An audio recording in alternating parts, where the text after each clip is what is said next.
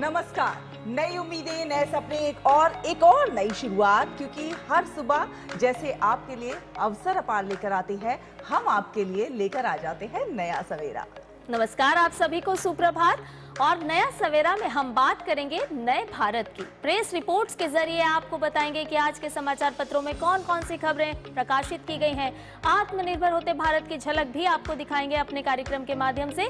आर्थिक विकास की झलक और साथ ही साथ खेल जगत में क्या कुछ है हिट, कैसे रहेगी आपकी सेहत फिट, इस पर भी करेंगे बात। करेंगे टेक टॉक और नजर डालेंगे वर्ल्ड वॉच पर, हर वो बात जो आपके दिन को बनाने वाली है बेहद खास। मैं हूं आपके साथ शहला निगार और मेरे साथ है मेरी सहयोगी संध्या शर्मा। जी हां, आप सभी को एक बार फिर से सुप्रभात। तो आइए नया सवेरा की कर लेते हैं शुरुआत सुर्खियों के साथ।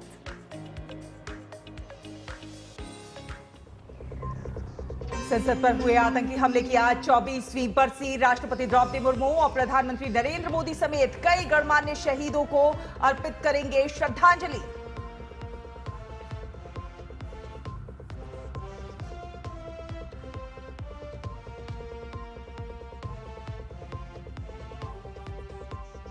केरल स्थानीय निकाय चुनाव के लिए मतगणना शुरू।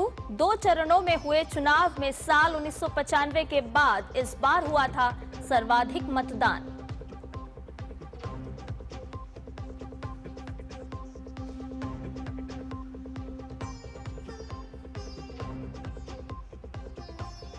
गृह मंत्री अमित शाह का बस्तर ओलंपिक के समापन समारोह में करेंगे संबोधित। आत्मसमर्पण कर चुके नक्सली और हिंसा प्रभावित परिवार के लोग ले रहे हैं खेलों में हिस्सा।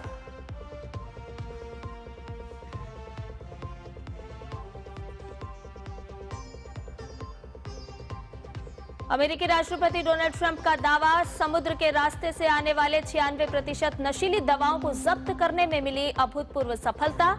आने वाले समय में अमेरिकी सेना करेगी तस्करी के जमीनी मार्गों पर हमला।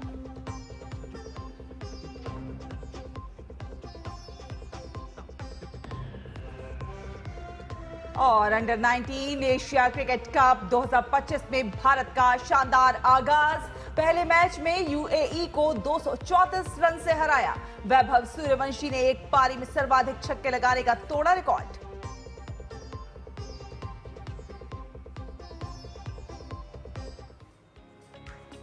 आज 13 दिसंबर है, वो तारीख जब 24 साल पहले भारतीय लोकतंत्र के मंदिर पर आतंकियों ने हमला किया था। साल 2001 में आज ही के दिन संसद भवन गोलियों की गूंज और बारूद के धुएं से भर गया था। पाकिस्तानी आतंकियों की मंशा देश के शीर्ष नेतृत्व पर चोट पहुंचाने की थी, लेकिन हमारे वीर जो सुरक्षा बल हैं, उन्होंने अपने प्राणों की आहुति देकर उस साजिश को नाकाम कर दिया। संध्या, बिल्कुल, तो आज पूरा देश उन सभी 9 अमर शहीदों को नमन कर रहा है और इसी से जुड़ी हुई हमारी खास रिपोर्ट भी हम आपको दिखा रहे हैं। 13 दिसंबर, एक तारीख जो भारतीय लोकतंत्र के इतिहास में हमेशा एक दर्द, एक साहस और एक अदम्य देशभक्ति की याद दिलाती है। आज जब संसद पर हुए इस कायरतापूर्ण आतंकी हमले की 24वीं बरसी है, पूरा देश उन वीर जवानों को नमन कर रहा है जिन्होंने देश की सर्वोच्च संस्था भारत की संसद की रक्षा करते हुए अपने प्राणों का सर्वोच्च बलिदान दिया। संसद, जहां से देश का भविष्य तय होता है, जहां लोकतंत्र की धड़कन गूंजती है, उस पर हमला सिर्फ एक इमारत पर नहीं बल्कि भारत की आत्मा पर हमला था। और उस दिन हमारे वीरों ने इस आत्मा को अपने खून से बचाया था। यह 13 दिसंबर 2001 की सुबह थी। संसद का शीतकालीन सत्र चल रहा था और कुछ ही देर पहले दोनों सदनों की कार्यवाही समाप्त हुई थी। ठीक 11:40 पर DL 3CJ 1527 नंबर प्लेट वाली एक सफेद एम्बेसडर कार ने संसद परिसर के गेट नंबर 12 की ओर तेजी से बढ़ना शुरू किया। कार पर नकली सुरक्षा स्टिकर और लाल बत्ती लगी थी, जैसे किसी वीआईपी का काफिला हो। लेकिन सुरक्षा बलों ने जब गाड़ी को रोकने की कोशिश की तो आतंकी कार से बाहर कूद पड़े और सेकंडों के भीतर गोलियों और विस्फोटों की गूंज ने संसद भवन को युद्ध क्षेत्र में बदल दिया। बिना किसी देरी के ड्यूटी पर मौजूद दिल्ली पुलिस, सीआरपीएफ और आईटीबीपी के जवान तुरंत सक्रिय हो गए। करीब 30 मिनट तक चली मुठभेड़ में सुरक्षा बलों ने 5 आतंकियों को मार गिराया। पर इस बहादुरी की कीमत भारी थी। हमने 9 वीरों को खो दिया, जिनमें संसद सुरक्षा के जवान, सीआरपीएफ कर्मी और एक माली भी शामिल थे। अगर उस दिन सुरक्षा बल इतनी तेजी, साहस और सूझबूझ से कार्रवाई न करते तो भारतीय लोकतंत्र को अपूरणीय क्षति पहुंच सकती थी। सैकड़ों सांसद, मंत्री, अधिकारी सभी की जान पर भारी खतरा था। पर हमारे वीर जवानों ने अपने प्राणों की आहुति देकर संसद के हर सदस्य, हर नागरिक और देश के संविधान की रक्षा की। बाद में जांच में स्पष्ट रूप से सामने आया कि संसद पर हमला पाकिस्तान समर्थित आतंकी संगठनों लश्कर-ए-तैयबा और जैश-ए-मोहम्मद की संयुक्त साजिश थी, जिन्हें पाकिस्तानी खुफिया एजेंसी आईएसआई का संरक्षण प्राप्त था। हमले में शामिल सभी 5 आतंकवादी पाकिस्तानी नागरिक थे। जांच आगे बढ़ने पर दिल्ली विश्वविद्यालय के लेक्चरर सैयद अब्दुल रहमान गिलानी की गिरफ्तारी हुई, जिसने पुलिस को अफजल गुरु और शौकत हुसैन गुरु तक पहुंचाया, जिनके पास से एक लैपटॉप और 10 लाख रुपए मिले। जहां एक तरफ अफजल गुरु को पाक अधिकृत कश्मीर में आईएसआई के शिविर में प्रशिक्षण मिला था, वहीं दूसरी ओर दिल्ली में आतंकियों को ठिकाने उपलब्ध कराने की जिम्मेदारी शौकत की थी। यह हमला केवल देश के लिए गहरा सदमा नहीं था, बल्कि सुरक्षा तंत्र को और सुदृढ़ बनाने का निर्णायक मोड़ भी साबित हुआ। इसके बाद संसद और अन्य महत्वपूर्ण संस्थानों की सुरक्षा व्यवस्था को पूरी तरह नए सिरे से मजबूत किया गया। आज 24 साल बाद भी 13 दिसंबर 2001 को शहीद हुए हमारे उन वीर सपूतों की स्मृति उतनी ही अमर और प्रेरणादायी है। हम उन बहादुर सेनानियों को शत शत नमन करते हैं, जिन्होंने देश के लोकतांत्रिक मूल्यों की रक्षा करते हुए अपने प्राण उत्सर्ग कर दिए। उनकी वीरता हमें यह संदेश देती है कि चाहे चुनौती कितनी भी कठिन क्यों न हो, भारत का लोकतंत्र अडिग, अटल और अजेय है। और जब तक इस देश की मिट्टी में ऐसे जाबाज जन्म लेते रहेंगे, भारत आतंकवाद से लड़ने में कभी नहीं झुकेगा, कभी नहीं रुकेगा। तो भारत आतंकवाद से लड़ने में कभी नहीं रुकेगा संध्या। और इसी के साथ अब बात कर लेते हैं केरल की। केरल के लिए देखा जाए तो आज का दिन बेहद अहम है। राज्य में आज स्थानीय निकाय चुनाव के लिए मतगणना हो रही है और राज्य चुनाव आयोग के अनुसार सभी 1199 स्थानीय निकायों के लिए 244 केंद्र और 14 कलेक्ट्रेट में सुबह 8 बजे से मतों की गिनती शुरू कर दी गई है। 2 चरणों में हुए चुनाव में 2 करोड़ से ज्यादा मतदाताओं ने वोट डाले थे। स्थानीय निकाय चुनाव में राज्य भर के 23,576 वार्ड में 75,632 उम्मीदवार मैदान में हैं और इन नतीजों से केरल में अगले साल होने वाले विधानसभा चुनाव के लिए राज्य की राजनीतिक पार्टियों और गठबंधनों के प्रचार अभियान के कहीं ना कहीं भविष्य की जो दिशा है वो तय होती हुई नजर आएगी। 9 दिसंबर को पहले चरण की अगर बात करें तो 70.91% मतदान हुआ था, जबकि 11 दिसंबर को हुए दूसरे चरण के मतदान में 73.69% मतदान हुआ। राज्य चुनाव आयुक्त ए शाहजहां ने ये भी कहा था कि इस साल हुए स्थानीय निकाय चुनाव में 1995 के बाद से सबसे ज्यादा मतदान हुआ है। तो केरल स्थानीय निकाय चुनाव मतगणना शुरू हो चुकी है। केरल से हमारी संवाददाता विनया जुड़ गई हैं ज्यादा जानकारी के साथ। आपको बता रहे हैं हम केरल स्थानीय निकाय चुनाव 2 चरण में हुए ये चुनाव और विनया से ज्यादा जानकारी लेते हैं। विनया, सुप्रभात। देखा जाए तो केरल में जिस तरह से अब जो है मतगणना शुरू हो गई है, कुछ ही देर में जो है उसके रुझान आने भी शुरू हो जाएंगे। देखा जाए तो 1995 के बाद सबसे ज्यादा वोटिंग हुई और ऐसे में हमने देखा है जब जब ज्यादा वोटिंग होती है कहीं ना कहीं उसका फायदा जो है भाजपा को मिलता हुआ नजर आता है।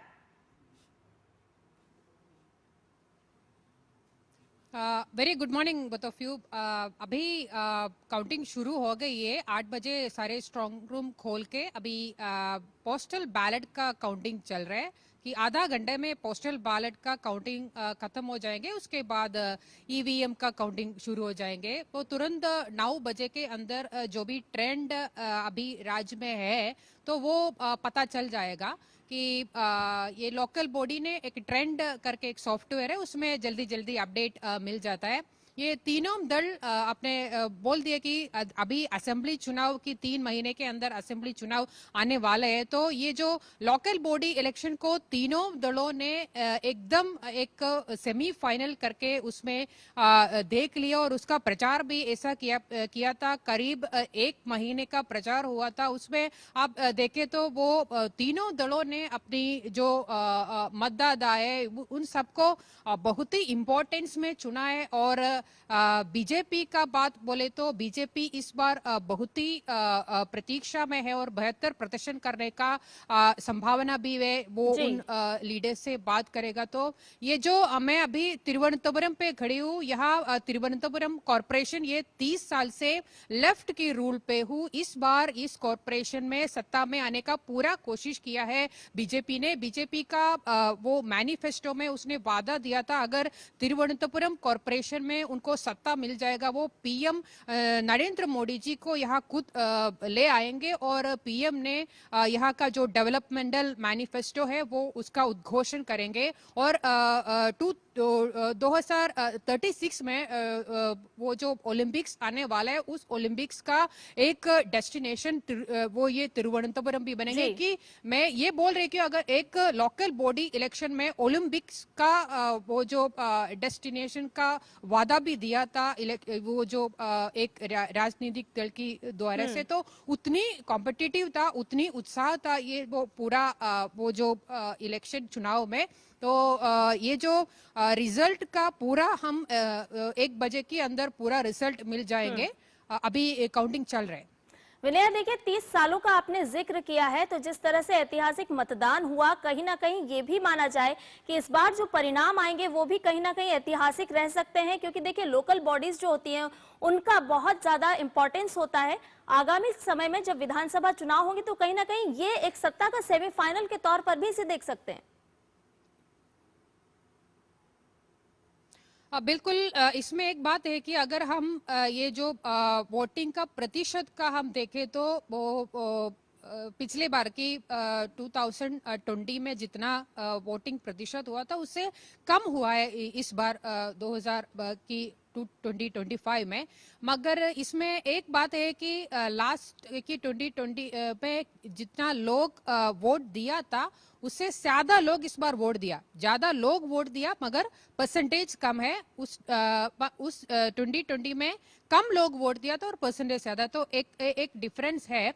नॉर्मली बोलते हैं हम चुनाव की डाटा देखते हैं तो अगर ज्यादा मतदान हुआ, प्रतिशत ज्यादा हुआ तो बोलते हैं कि एक एंटी इनकम्बेंसी का रिफ्लेक्शन है। मगर ये हम पूरा केरला देखे या तिरुवनंतपुरम निगम देखे तो प्रतिशत कम है।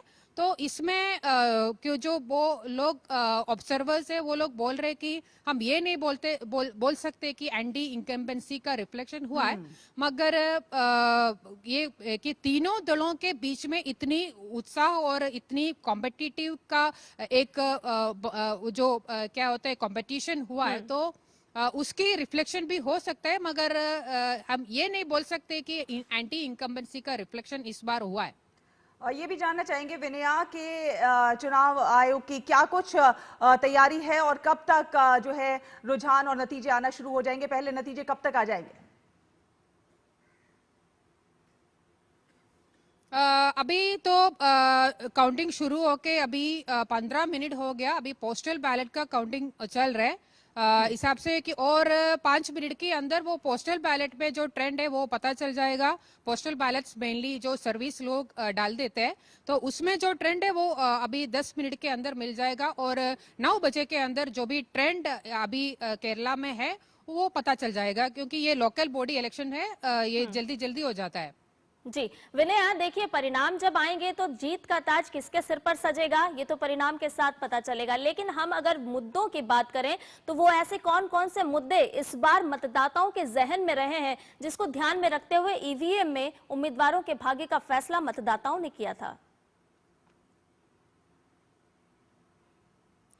वो सारे दलों ने भ्रष्टाचार और ये बेरोजगारी ये सब उठाया था। ये दोनों जो विपक्ष में एनडीए और यूडीएफ मतलब कांग्रेस है, और जो केरला का 77 लोकल बॉडीज में लेफ्ट है पावर में, तो उन्होंने अभी 10 साल से केरला में सत्ता में भी है, लेफ्ट का रूलिंग चल रहा है केरला में, तो उन्होंने जो राज्य सरकार द्वारा किया वाला डेवलपमेंट और विकसन का उसका उद्घोषण किया, उनकी तौर से उसने प्रचार किया था। ये बाकी जो विपक्ष लोगों ने वहाँ जो भ्रष्टाचार हुआ है और बेरोजगारी ये सब बात बोल के प्रचार किया था। और दूसरा बात ये है कि ये जब यहाँ लोकल बॉडी इलेक्शन का प्रचार शुरू हो गया तब शबरीमला टेम्पल का वो सोने चोरी का बात भी बाहर आया, और वो भी ये चुनाव में बहुत बड़ा डिस्कशन हो गया था। मतलब कि ये शबरीमला सारे मलयालियों की पूरा साउथ इंडिया पूरा इंडिया मानो वो वहाँ पूरा डिवोटीज आने वाला एक टेम्पल है, और वहाँ से बहुत सारे अमाउंट में सोना चोरी हो गया। वो एक इमोशनल मैटर भी विधानसभा चुनाव है उसकी क्या कुछ रूपरेखा होगी, उसकी राह तय करते हुए नजर आएंगे। आप जमीन पर रही हैं तो आप ज्यादा बता सकती हैं कि किस तरह के समीकरण इस बार के चुनाव में बनते हुए नजर आए। बिल्कुल, क्योंकि मैंने बोला था कि 3 महीने के अंदर असेंबली चुनाव का भी घोषण हो जाएंगे, तो अभी ये एक सेमीफाइनल है। इसमें जो ट्रेंड है मतलब कि 9 साल से अभी मतलब 10 साल से लेफ्ट का रूट चल रहा है, तो उनके ऊपर कुछ एंटी इनकम्बेंसी का नजर है, या वो रूल में वो जो लोगों को मन में क्या रखा है, ये सब ये लोकल बॉडी इलेक्शन में पता चल जाएगा। मगर एक और बात भी है कि जो असेंबली चुनाव में एक वोटिंग पैटर्न होता है वो लोकल बॉडी इलेक्शन में वोटिंग पैटर्न अलग होता है। लोकल बॉडी इलेक्शन में ज्यादातर लोकल इश्यूज में लोग इम्पोर्टेंस देते हैं, और पर्सनल कनेक्शंस ये भी और व्यक्तिगत तौर से उन लोगों को जो मन में चिंता आते हैं, ये सब लोकल बॉडी इलेक्शन में एक उनका प्लेस है और इम्पोर्टेंस देते हैं। मगर हम कि असेंबली चुनाव में तो दूसरा बात आता है, उसमें डेवलपमेंट में ज्यादा फोकस होता है, स्टेट वाइड इश्यूज में ज्यादा फोकस होता है। तो मगर हम बोल सकते थे अब ये लोकल बॉडी इलेक्शन में जो एक ट्रेंड हम देख सकते हैं वो ये जो क्या होता है आने वाला असेंबली चुनाव का भी एक नजर हम मिल जाएंगे उसमें, मगर हम ये पूरा नहीं बोल सकते कि इस ट्रेंड उसमें भी कंटिन्यू करेंगे। जी बहुत शुक्रिया विनया, तमाम अपडेट हमारे दर्शकों से साझा करने के लिए। तो केरल में आपको बता दें कि स्थानीय निकाय चुनाव की मतगणना शुरू हो चुकी है और धीरे धीरे रुझान भी आने शुरू होंगे। जीत का ताज किसके सिर होगा ये जल्द ही पता चल जाएगा। बुलेटिन में फिलहाल एक छोटे से ब्रेक के लिए रुक रहे हैं, जल्द हाजिर होंगे।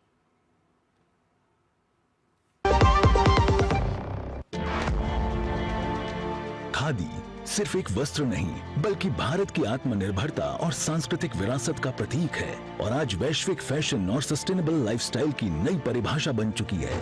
वर्ष 2024-25 में वर्ष 2013-14 के मुकाबले 1,16,000 करोड़ रुपए के खादी ग्रामोद्योग प्रोडक्ट्स का उत्पादन, जो लगभग 350% की वृद्धि है। 1,70,000 करोड़ रुपए के खादी ग्रामोद्योग प्रोडक्ट्स की रिकॉर्ड बिक्री अर्थात 450% वृद्धि दर्ज हुई, और साथ ही पिछले 11 वर्षों में लगभग 2 करोड़ लोगों को केवीआईसी ने रोजगार दिया।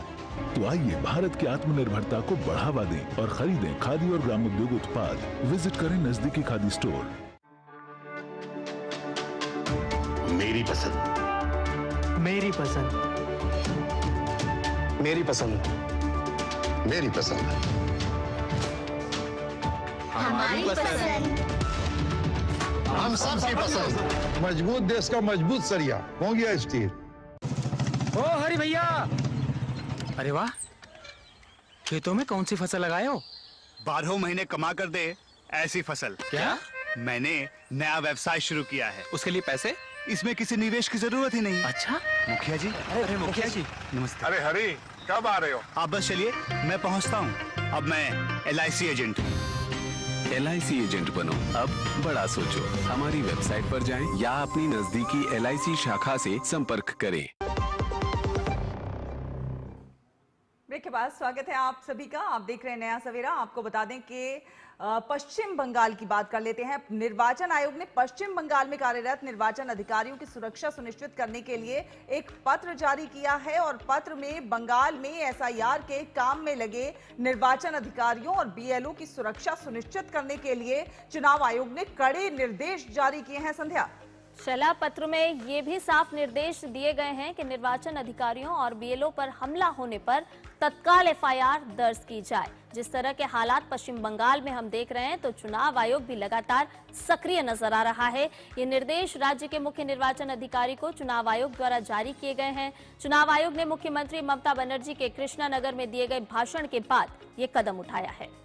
और इसी के साथ निर्वाचन अधिकारियों और BLO की सुरक्षा सुनिश्चित करने के संबंध में राज्य के पुलिस महानिदेशक को भी पत्र लिखा गया है। चुनाव आयोग ने राज्य पुलिस महानिदेशक को पत्र लिखकर निर्देश दिया है कि SIR के काम में लगे BLO और फील्ड पर काम कर रहे निर्वाचन अधिकारियों को धमकियां मिल रही हैं और इस संबंध में त्वरित कार्रवाई कर निर्वाचन अधिकारियों की सुरक्षा सुनिश्चित की जाए। तो कहीं ना कहीं पश्चिम बंगाल में शरारती तत्वों की अब खैर नहीं है। संध्या, बिल्कुल। और शैला, पश्चिम बंगाल में विशेष गहन पुनरीक्षण के पहले चरण के बाद प्रारंभिक जांच में कई चौंकाने वाले खुलासे भी हुए हैं। बिल्कुल, मुख्य निर्वाचन अधिकारी के कार्यालय के अनुसार कुल 1,67,45,911 मतदाताओं के डेटा में गंभीर विसंगतियां पाई गई हैं। ग्राफिक प्लेट के जरिए हम अपने दर्शकों को बताते हैं कि एक व्यक्ति 6 से ज्यादा वोटर्स का पिता या दादा, इसके अलावा 45 साल से ज्यादा उम्र वाले जो मतदाता हैं उनका नाम 2002 की लिस्ट में नहीं है। ऐसे 20 लाख से ज्यादा मतदाता पाए गए हैं।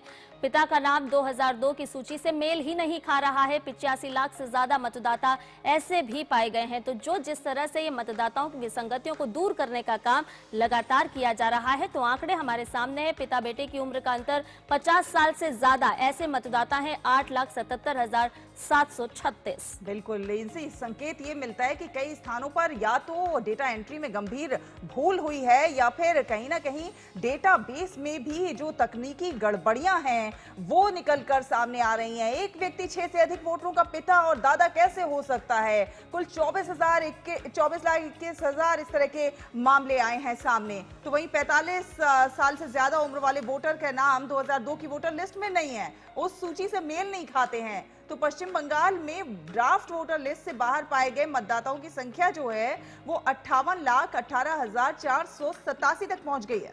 इसमें कई ऐसे अलग अलग श्रेणियां हैं, वो भी आपको बताते चलते हैं, जिनमें मृतक हैं, लापता हैं, स्थानांतरित हैं और डुप्लीकेट वोटर्स हैं जिनकी बड़ी संख्या शामिल है।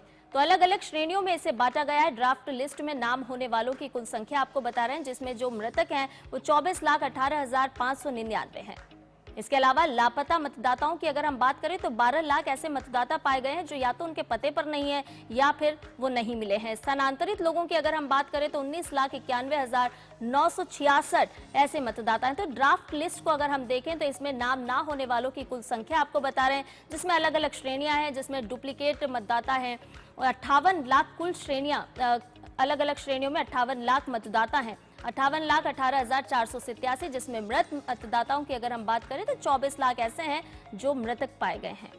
बिल्कुल, लापता जो हैं 12,12,274 हैं जो कि लापता पाए गए हैं। तो ड्राफ्ट लिस्ट में नाम ना होने वालों की कुल संख्या काफी ज्यादा है। स्थानांतरित जो है 19,91,966 है। वहीं डुप्लीकेट मतदाता जो है 1,37,961 है।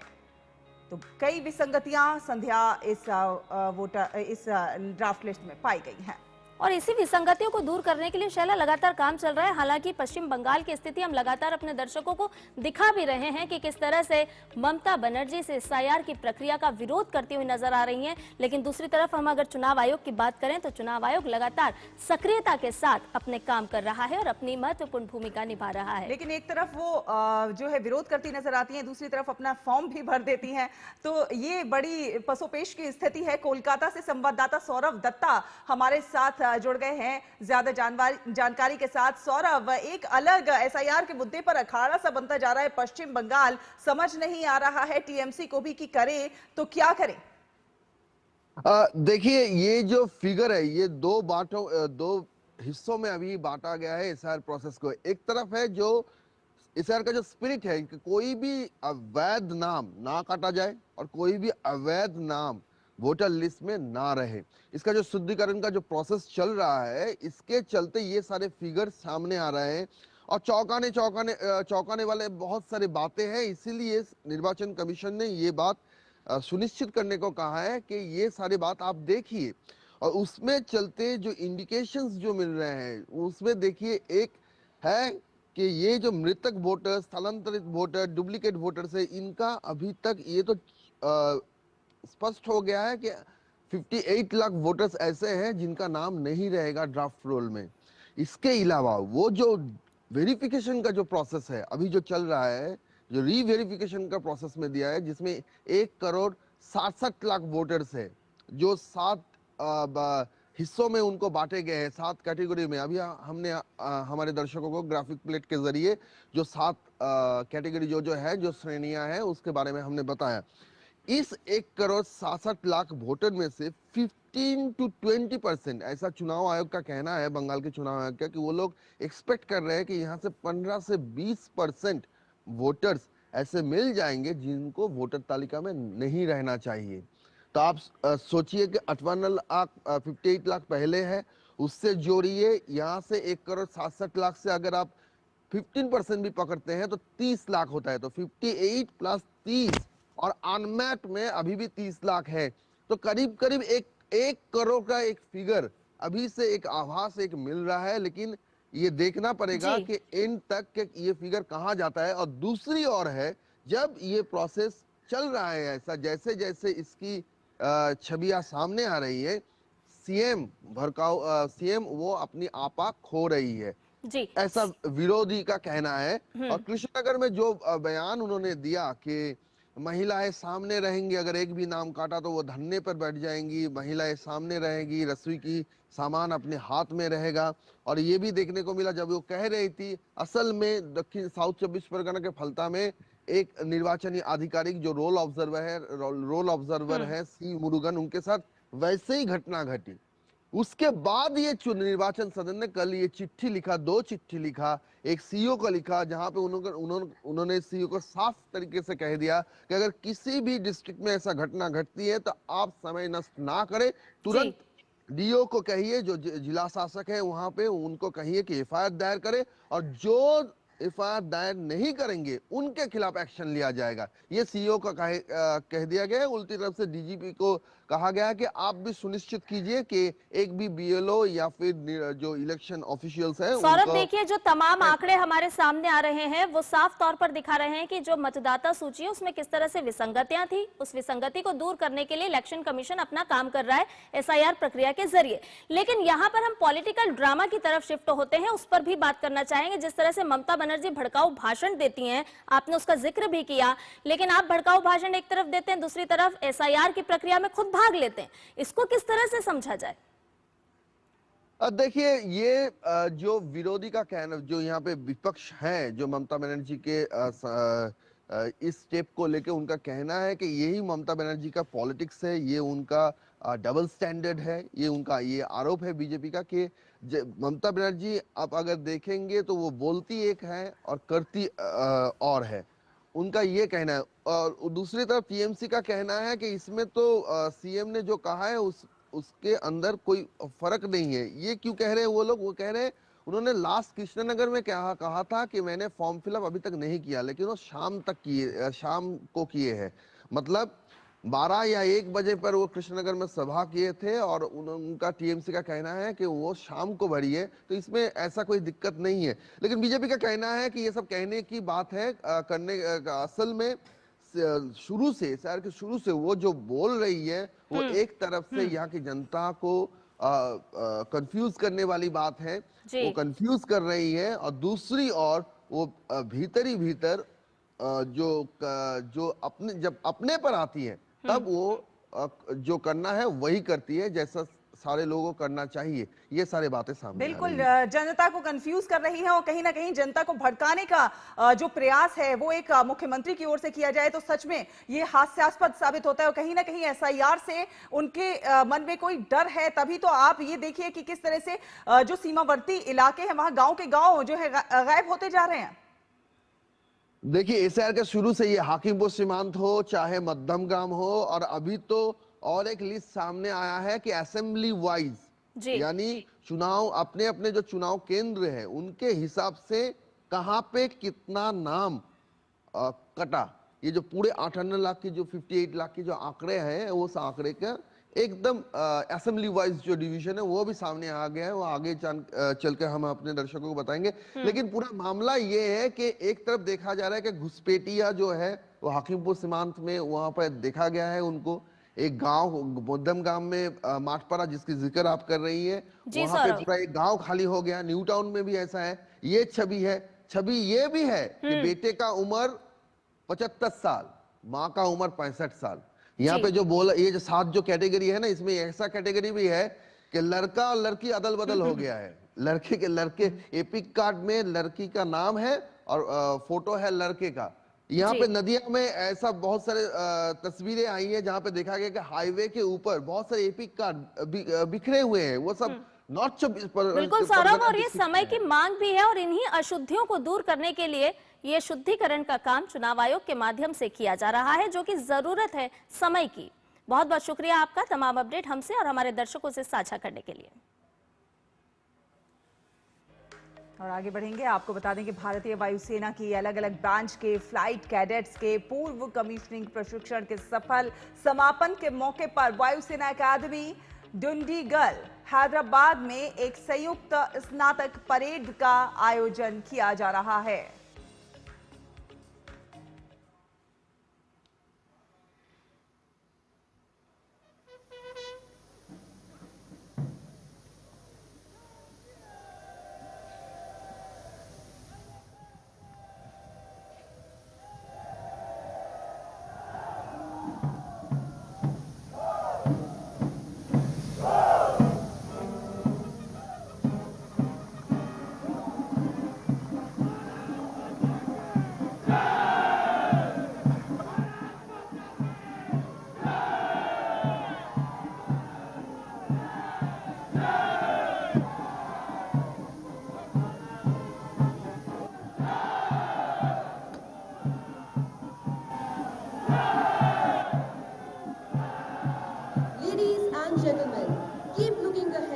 As the parade is now marching in, keeping in step with the famous tune of Sound Barrier. Look at their faces, filled with pride and eyes shining with determination. As they put their best foot forward, they march today on their way to become worthy officers of the Indian Air Force.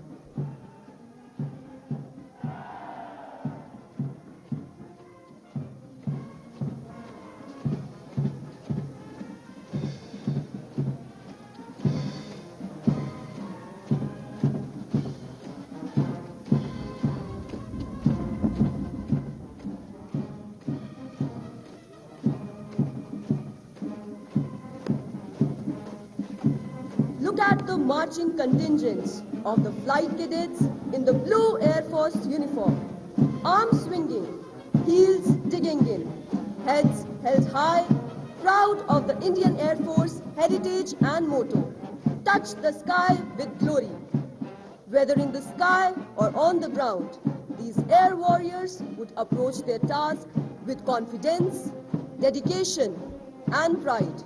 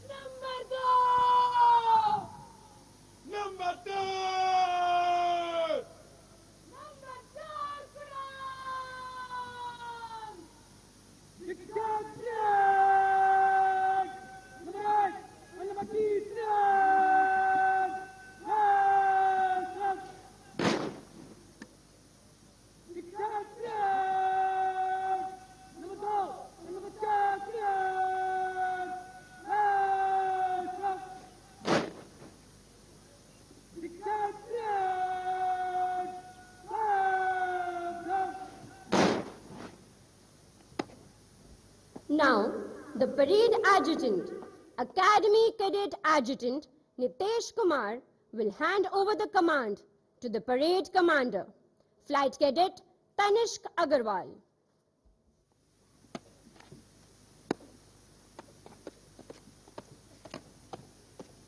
The armed forces perform parades for ceremonial purposes, as a show of discipline, to display the military might and to instill confidence in the country's military forces.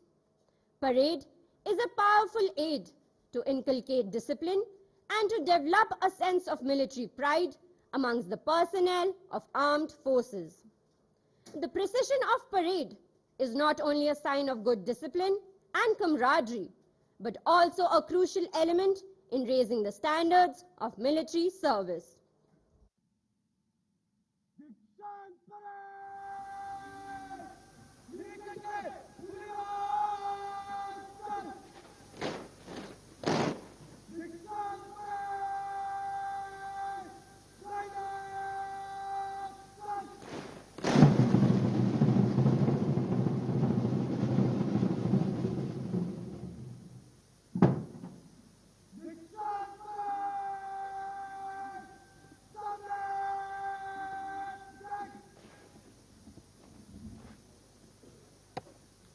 Ladies and gentlemen, may I draw your attention to your right as the Nishan Toli is about to march in before you. When the Nishan Toli is presented arms, all are requested to rise and those in uniform are requested to salute. देवियों एवं सज्जनों, जब निशान को सलामी दी जाएगी, तब आप सभी से अनुरोध है कि आप अपने स्थान पर खड़े हो जाएं और जो वर्दी में हैं, वे सलामी दें।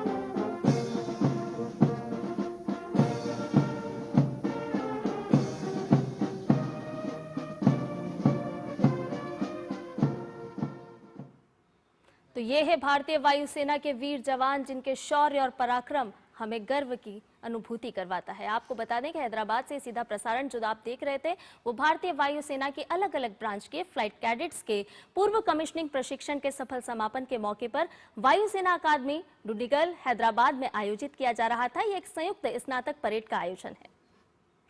और अब आगे बढ़ेंगे। जी हां, अगली खबर का रुख करेंगे। आज की एक और महत्वपूर्ण खबर दिल्ली एनसीआर के उस लाइफलाइन से जुड़ी हुई है जिसने रिकॉर्ड्स की पटरी पर स्पीड पकड़ ली है।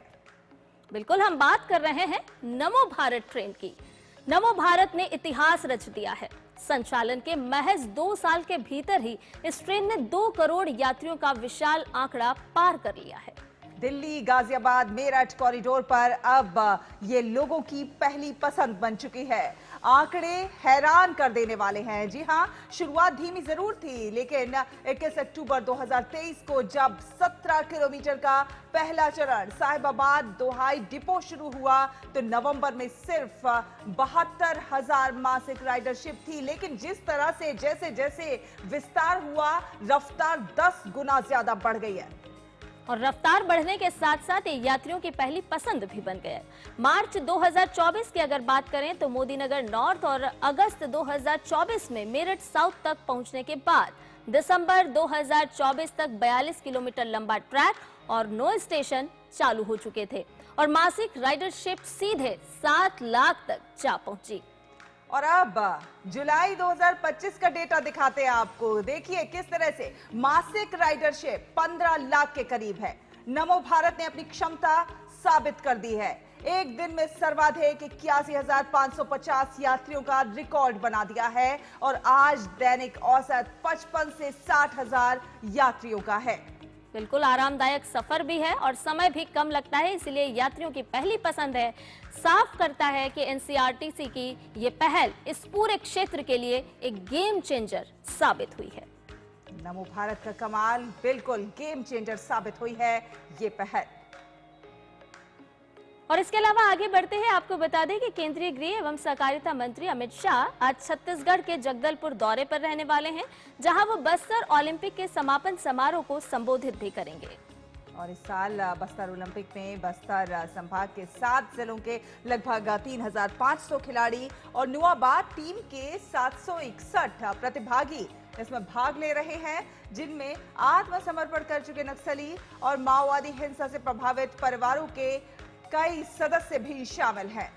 पिछले साल की अगर बात की जाए तो 1,65,000 प्रतिभागियों के मुकाबले इस साल ये संख्या बढ़कर 3,92,000 हो गई है, जिसमें 2,27,000 से ज्यादा महिलाएं हैं।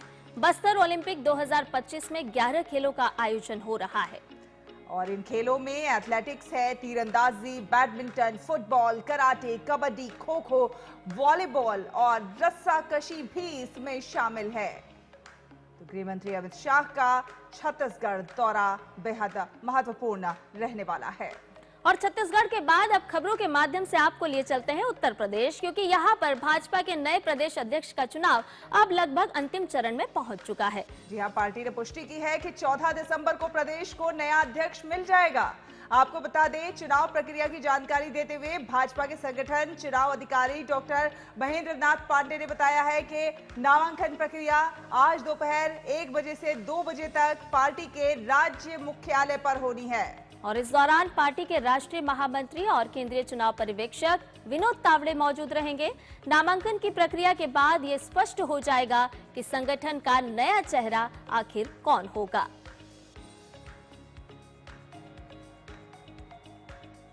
और अब बात काशी तमिल संगमम के चौथे संस्करण की।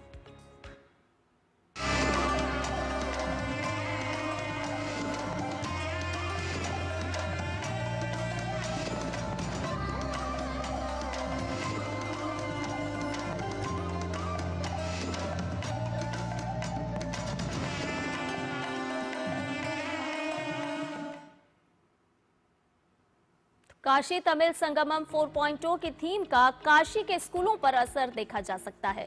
8वीं कक्षा तक बच्चे तमिल सीख रहे हैं और इसके साथ साथ बच्चे आपस में तमिल में बात करने की कोशिश भी कर रहे हैं। और वहीं शिक्षक जो हैं वो और बच्चे तमिल भाषा को लेकर काफी ज्यादा उत्साहित भी नजर आ रहे हैं।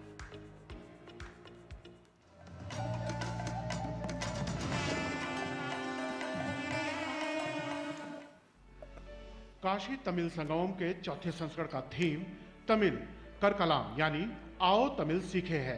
तमिलनाडु से आए करीब 50 शिक्षक स्कूलों में तमिल भाषा सिखा रहे हैं। वो इसे लेकर बड़े गौरवान्वित महसूस कर रहे हैं कि बच्चे उन्हें सम्मान तो दे ही रहे हैं, साथ ही बड़े लगन और उत्साह से तमिल सीख रहे हैं। I came here to teach Tamil in Varanasi schools. Students are very interestingly learning Tamil. I feel very happy to teach Tamil here. ये अलग बात है कि स्कूल के बच्चे 8वीं कक्षा के हैं, लेकिन इनमें गजब का जोश है। साथ ही वे पूरी लगन से तमिल भाषा सीख भी रहे हैं। वहीं इस अतिरिक्त पाठ्यक्रम के लिए सरकार का धन्यवाद भी कर रहे हैं। Our teacher is very interactive and teaching us very nicely. It is very beneficial for us and for our future, as we are getting to learn a new language which will help us in our future. I am very thankful to our government that they are providing us this opportunity to learn Tamil. I would like to express my deepest gratitude to our government for giving us this opportunity to learn Tamil. I think it is very important for a student to learn new languages and new skills. We are learning Tamil, and I'm very glad that I got the opportunity to learn Tamil, and the teacher is very great, and she's teaching with great enthusiasm, and we are also learning, which is a very good subject. School प्रबंधन भी तमिल सिखाने के केंद्र सरकार के प्रयास को लेकर काफी प्रसन्न है और इसको एक्स्ट्रा करिकुलर एक्टिविटी मानकर इसमें बच्चों को हिस्सा लेने के लिए प्रोत्साहित कर रहा है। It's a very good opportunity for children and for the school, as we are having, along with the co-curricular activities and the curricular activities, children also has got an opportunity to learn this language called Tamil, an ancient language, and I see children are coming with a lot of interest, and they are showing enthusiasm in learning, and after the class they come and show me the copies. I see in them a lot of smile and a lot of interest for learning, and I have also made the children to be aware of the language, and they are very happy about it. And this is also, government is giving us one of the provision for children to know something new, something of the ancient language of the southern India, and they have got this opportunity. I feel children are great and they will enrich by it. Thank you. Tamil भाषा सीखने का उत्साह school के बच्चों में तो है ही, तमिलनाडु से आए शिक्षकों में भी जबरदस्त उत्साह है। ये बच्चे भाषा सीखने में जितना उत्साह दिखा रहे हैं, उतना ही आनंदित हैं इसको सीखकर, और सरकार को, केंद्र सरकार को खास तौर से वो धन्यवाद कर रहे हैं कि उनको यह अपॉर्चुनिटी मिली है, और यह अपॉर्चुनिटी उन्हें इसलिए मिली है कि वो काशी में हैं। काशी लॉर्ड शिवा की नगरी, वो तो ये जानते ही हैं, लेकिन यह भी बता रहे हैं कि हमारे प्रधानमंत्री का संसदीय क्षेत्र है। कैमरा पर्सन मुरलीधर पांडे के साथ doctor Harikesh Bahadur Singh Gautam, DD news, saint Mary's school, Varanasi.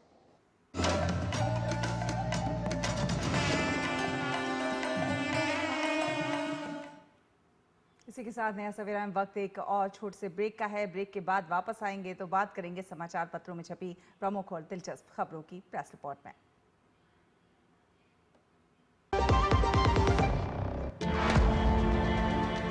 Khadi सिर्फ एक वस्त्र नहीं, बल्कि भारत की आत्मनिर्भरता और सांस्कृतिक विरासत का प्रतीक है, और आज वैश्विक फैशन और सस्टेनेबल लाइफस्टाइल की नई परिभाषा बन चुकी है। वर्ष 2024-25 में वर्ष 2013-14 के मुकाबले 1,16,000 करोड़ रुपए के खादी ग्रामोद्योग प्रोडक्ट्स का उत्पादन, जो लगभग 350% की वृद्धि है। 1,70,000 करोड़ रुपए के खादी ग्रामोद्योग प्रोडक्ट्स की रिकॉर्ड बिक्री अर्थात 450% वृद्धि दर्ज हुई, और साथ ही पिछले 11 वर्षों में लगभग 2 करोड़ लोगों को केवीआईसी ने रोजगार दिया।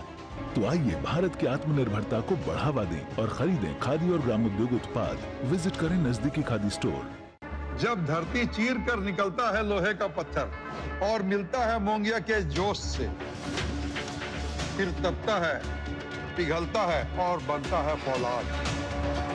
अब होता है सरिया सारी खूबियों के साथ। मोंगिया स्टील, मजबूत देश का मजबूत सरिया।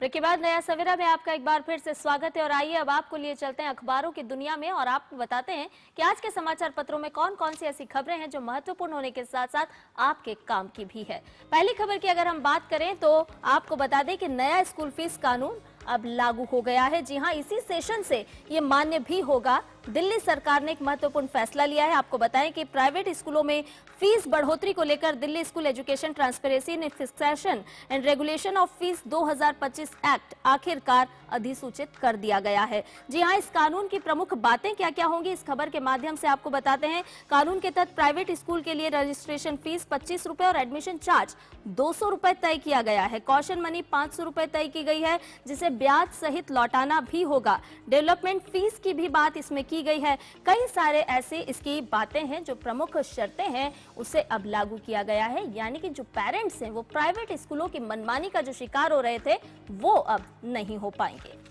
और अगली खबर का रुख कर लेते हैं। अगली खबर जो है वो चारधाम यात्रा से जुड़ी हुई है। शीतकालीन पड़ावों में उतर आए हैं देवभूमि के ईष्ट। जी हां, गर्मियों में यात्रा नहीं कर पाने वाले श्रद्धालु अब सर्दी के मौसम में यात्रा का आनंद जो है वो उठा सकते हैं। जी हां, उत्तराखंड में चारधाम के कपाट बंद होने के बाद शीतकालीन गद्दी स्थलों में श्रद्धालुओं की चहल पहल जो है अब बढ़ने लगी है। सर्वाधिक श्रद्धालु बाबा केदारनाथ के दर्शन को ओंकारेश्वर धाम पहुंच रहे हैं, और गद्दी स्थलों के दर्शन के साथ साथ आसपास आसपास का जो खूबसूरत दृश्य है, पर्यटन केंद्र है, उनका भी दीदार कर पा रहे हैं। इसका पुराण में भी उल्लेख है कि गद्दी स्थलों की यात्रा का भी वही पुण्य प्राप्त होता है जो कि 4 धाम यात्रा का होता है। तो जो लोग यात्रा नहीं कर पाए हैं वो अब ये यात्रा कर सकते हैं। अगली खबर आपके स्वास्थ्य से जुड़ी हुई है। हम आपको इस खबर के माध्यम से बता रहे हैं कि यदि आपको गुस्सा ज्यादा आता है तो उसका किस तरह से आपके शरीर पर नकारात्मक प्रभाव पड़ सकता है। जी हां, हिब्रू विश्वविद्यालय के विशेषज्ञों ने एक अध्ययन किया है जो बता रहा है कि जरूरत से ज्यादा गुस्से का एहसास आपके शरीर में लंबे समय से चल रहे दर्द को और भी अधिक बढ़ा सकता है। तो ध्यान रखिए कि ज्यादा गुस्सा नहीं करना है। हाल ही में यरूशलेम के हिब्रू विश्वविद्यालय के विशेषज्ञों ने इस संबंध में यह अध्ययन किया है। मनोवैज्ञानिक मदद भी इसके लिए बहुत ही जरूरी है, ये भी बताया गया है। विशेषज्ञ कहते हैं कि अगर लोग अपने गुस्से और अन्याय की भावनाओं को समझें और सही तरीके से उसे अगर व्यक्त कर दें तो ये प्रयास दवा के साथ मिलकर लंबे समय तक रहने वाले दर्द को कम भी कर सकता है। तो संदेह कहीं ना कहीं गुस्सा दूसरे को नुकसान पहुंचाता है, वहीं साथ ही साथ अपने आप को भी किस प्रकार से नुकसान पहुंचाता है, ये अध्ययन इस बात की गवाही दे रहा है। अगली खबर का रुख करते हैं और ये एक अच्छी खबर है। जी हाँ, सर्दियों के सुहाने मौसम की शुरुआत के साथ ही प्रकृति प्रेमियों के लिए ये एक बेहतरीन खबर सामने आई है। दिल्ली के बायोडायवर्सिटी पार्कों में हजारों मील की लंबी और साहसिक उड़ान भरकर विदेशी परिंदों का आना जो है यहाँ पर शुरू हो गया है। रौनक बढ़ गई है इन रंग बिरंगे मेहमानों से यहाँ पर, जिससे अब पर्यटकों और पक्षी जो प्रेमी हैं उनके लिए ये किसी उत्सव से कम नजर नहीं आ रहा है। खिली धूप में इन पक्षियों का दीदार करना अपने आप में बहुत ज्यादा खास हो जाता है। बिल्कुल, तो मौसम का लुत्फ सिर्फ इंसान ही नहीं लेते बल्कि पक्षी भी लेते हैं, ये खबर बता रही है। और इसके साथ ही समाचार पत्रों की दुनिया से अब आपको लिए चलते हैं खेल जगत में और बात करते हैं स्पोर्ट्स ट्रैक की। तो अर्जेंटीना के दिग्गज फुटबॉलर लायनल मेसी एक बार फिर भारत पहुंचे हैं और देर रात उनका विमान कोलकाता के नेताजी सुभाष चंद्र बोस इंटरनेशनल एयरपोर्ट पर उतरा और इसी के साथ उनके बहुचर्चित GOAT इंडिया टूर 2025 की आधिकारिक शुरुआत भी हो गई है। मेसी के स्वागत के लिए एयरपोर्ट के बाहर हजारों प्रशंसक मौजूद रहे। हाथों में झंडे, पोस्टर और मेसी मेसी के नारों के बीच फुटबॉल प्रेमियों ने अपने हीरो का गर्मजोशी के साथ स्वागत किया। ये दौरा इसलिए भी खास हो जाता है क्योंकि मेसी 2011 के बाद पहली बार भारत पहुंचे हैं। और नया सवेरा में अब वक्त हो चला है मौसम की जानकारी लेने का।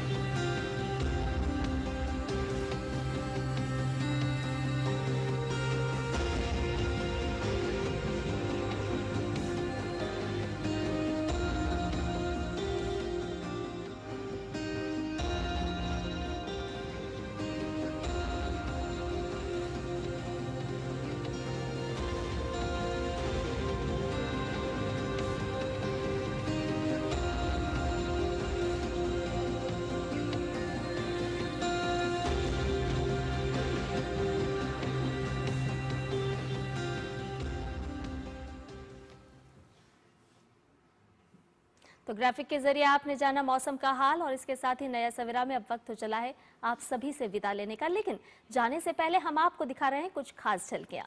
बिल्कुल, ये झलकियां हैं क्रिसमस की तैयारियों की, बेहद आकर्षक झलकियां। आप इन झलकियों का आनंद उठाइए और हमें और हमारी पूरी टीम को दीजिए अनुमति। नमस्कार।